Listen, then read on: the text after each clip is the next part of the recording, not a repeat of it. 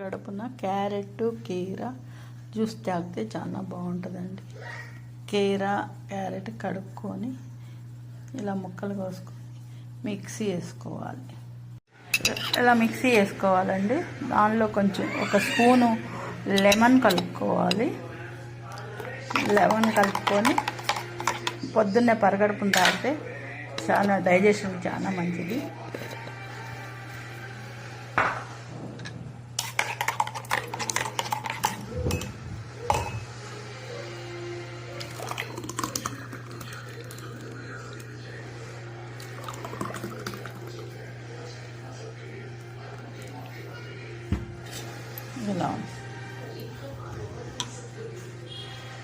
ఇలా సర్వ్ చేయాలండి.